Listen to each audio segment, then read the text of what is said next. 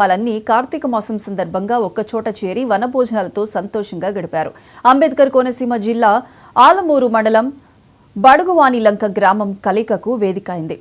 ఎరుబండి వారి ఈ 3వ ఆత్మీయ కలయిక కార్యక్రమానికి ఎరుబండి కుటుంబీకులు వందలాదిగా తరలివచ్చారు. గ్రామ మాజీ సర్పంచ్ ఎరుబండి ధర్మరాజు ఆధ్వర్యంలో పెద్ద ఎత్తున ఏర్పాట్లు జరిగాయి.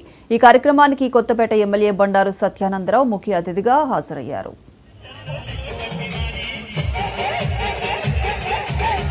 అప్పుడే ఈ సమాజం ముందుకెళ్తుంది. అది ఏ విధంగా అనేది అవసరం లేదు.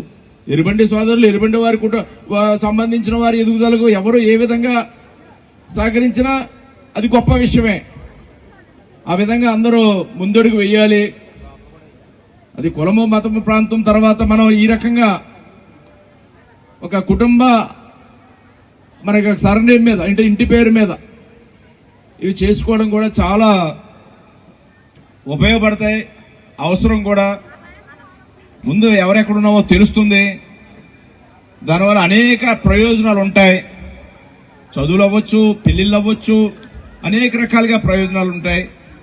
అదే కాక ఈ రోజున కనీసం సంవత్సరానికి ఒక్కరోజు అందరినీ మర్చిపోయి ఇంటిల్లపాది అందరూ వచ్చి పిల్లలు, పెద్దలు, మహిళలు అందరూ కూడి కాసేపు సంతోషంగా ఆనందంగా ఇక్కడ గడిపి కాస్త భోజనం చేసి ఒక్కరోజు అది ఎంతో మానసిక ఉల్లాసం, మనకు ఒక బలాన్ని, శక్తిని, ఒక కొత్తదనాన్ని, నూతన ఉత్సాహాన్ని అందిస్తుందనడంలో సందేహం లేదు. అందుకే కార్తీక మాసంలో ఈ యొక్క కార్యక్రమాలు విరివిగా జరుగుతూ ఉంటాయి. ఇప్పుడు నేను కూడా 2-3 కార్యక్రమాలకు వెళ్ళాలి. రాలి, కొత్తపేట, ఇంకా శివకు కూడా చాలా ఉన్నాయి. ఈరోజు ఇది 2వ కార్యక్రమం. ఇక్కడికి వచ్చాను. మీరు రావాలి, మీరు తప్పకుండా రావాలని మా ధర్మరాజు గారికి పెద్దలు ఎరుబండి అందరూ ఆహ్వానించారు. చాలా ఆనందంగా ఉంది. ఇంత పెద్ద నేను ఎప్పుడూ అడుగుతూ హైదరాబాద్ నుంచి ఎక్కడెక్కడి నుంచో బస్సులు, కార్లు, మోటార్ సైకిళ్ళు వివిధ రకాలుగా ఎవరికి ఏదో అందుబాటులో ఉంటే అది తీసుకుని వచ్చారు. అది చాలా అదొక మనకు ఐక్యమత్యానికి ప్రతీక.